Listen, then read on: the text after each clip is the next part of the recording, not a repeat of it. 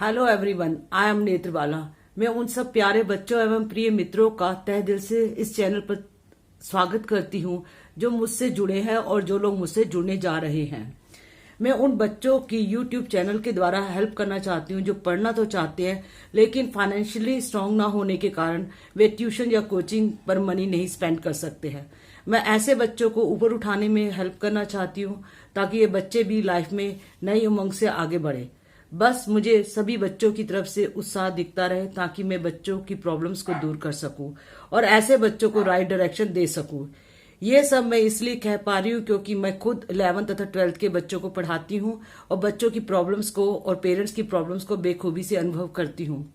आज जो कुछ भी मैं कर पा रही हूँ केवल बच्चों के प्यार तथा विश्वास के कारण।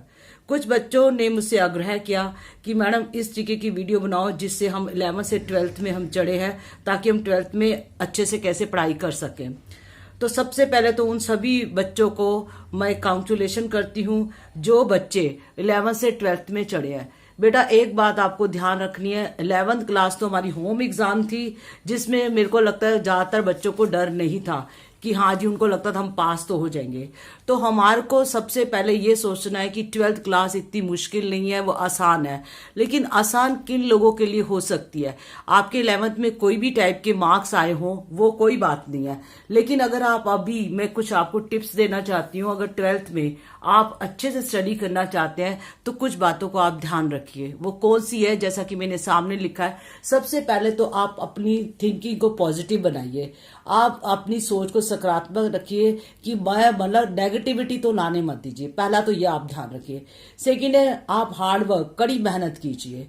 और हार्ड वर्क खाली कहने से नहीं होता, उनमें ये 3 बातों को आप अपने अंदर लीजिए ताकि आप सक्सेस हो सके।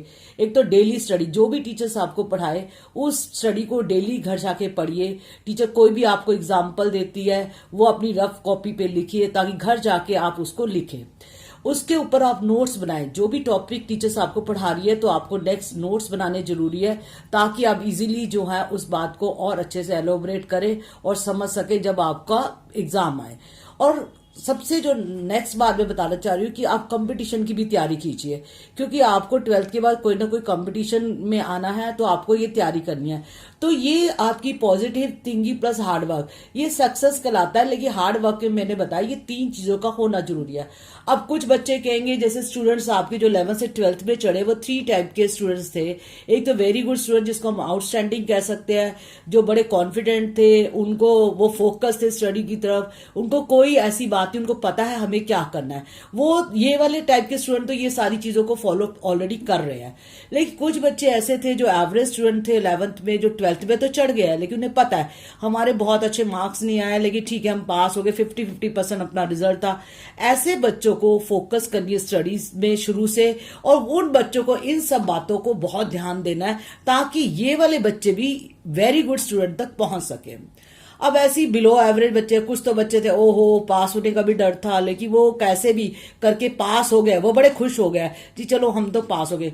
लेकिन ऐसे बच्चे एवरेज जो बिलो एवरेज थे वो भी अगर अभी से अपनी रेस स्टार्ट करेंगे और ऐसे वे में पॉजिटिव थिंकिंग लेके हार्ड वर्क करेंगे और इन 3 स्टेप्स को फॉलो करते रहेंगे तो नेचुरल बिलो एवरेज और एवरेज स्टूडेंट वो आउटस्टैंडिंग की तरह बनने लग जाएंगे और ये भी इस तरीके से सक्सेस होंगे।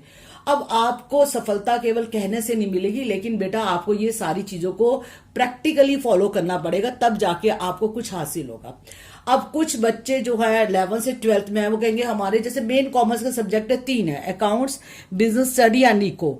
अब अकाउंट्स में कई बच्चों का बेस ठीक नहीं होता, वो 11th से एवरेज चढ़ जाते हैं तो उनके लिए ये जरूरी है, अभी थोड़ा टाइम होगा वो एक्स्ट्रा उसके लिए नॉलेज ले, जर्नल एंट्रीज को देखे कैसे है, लेजर पोस्टिंग कैसे की जा रही है, फाइनल अकाउंट कैसे बनाए जा रहे हैं। ये 3 जो है बेस है हमारे 12th अकाउंट्स के लिए।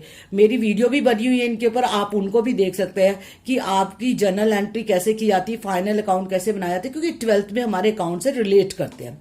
अब सेकंड देखिए, बिजनेस स्टडी देखिए। बिजनेस स्टडी में आपने 11th में पढ़ा था कि आपका जो है फॉर्म ऑफ बिजनेस था, बिजनेस रिस्क था, ये अलग टाइप का था बिजनेस, और 12th का अलग है। जैसे मैनेजमेंट है आपका, प्रिंसिपल्स ऑफ मैनेजमेंट, तो कोई उसे खास रिलेशन नहीं है। तो जिन बच्चों को 11th में बिजनेस स्टडी नहीं भी आती थी, अगर आप स्टार्टिंग से ध्यान देंगे, नोट्स बनाएंगे, सब कुछ करेंगे, तो वो आराम से कर सकते, पिकअप कर सकते, there is no problem. Next है इकोनॉमिक्स। ऐसे इकोनॉमिक्स का भी है, ये जो इकोनॉमिक्स सब्जेक्ट है इसके लिए भी कोई ऐसी खास प्रॉब्लम नहीं है, क्योंकि 11th में आपकी स्टैट्स थी आपकी, और आपकी माइक्रो इकोनॉमिक थी, तो उसका भी 12th क्लास से उतना ज्यादा जो है वो रिलेशन नहीं है जिससे आप सब स्टूडेंट्स को जो है प्रॉब्लम नजर आए।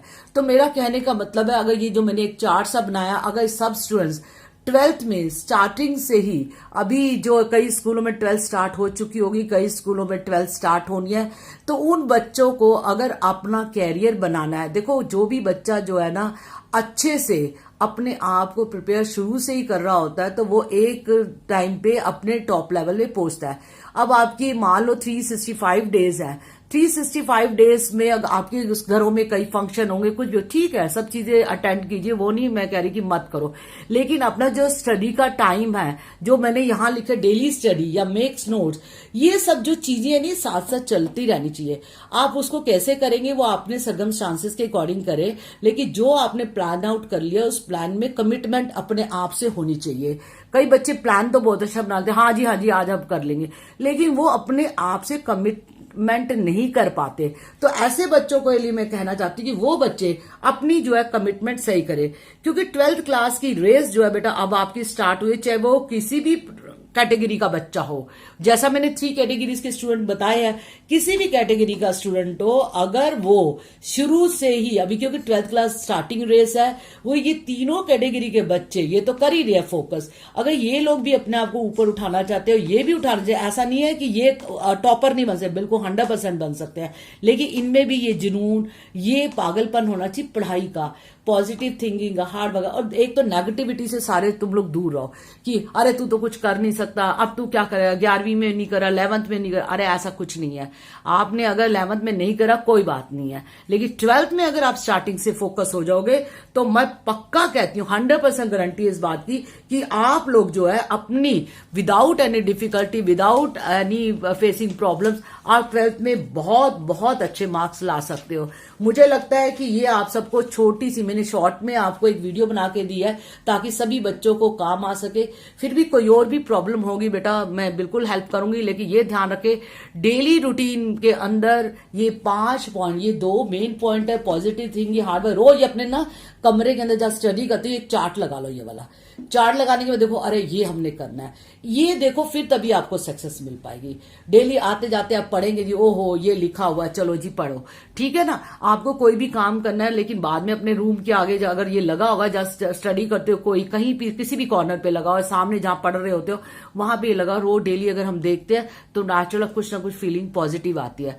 अब सब जगह से अपना जो भी है एक्स्ट्रा बातें जो करते थे, फोनों पे लगे रहते थे, उन सबको छोड़ के इन जगहों पे ध्यान लगा लो। बाद में बच्चा बहुत पछताता है, अरे अब कैसे करे कैसे करे, अरे बाद में सोचने की जरूरत नहीं है, अभी से स्टार्ट कर दीजिए।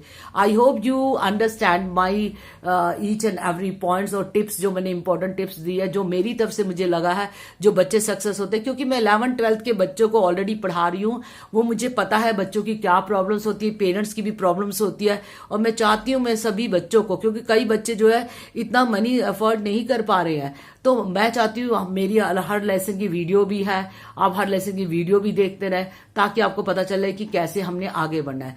Thanks for watching my video.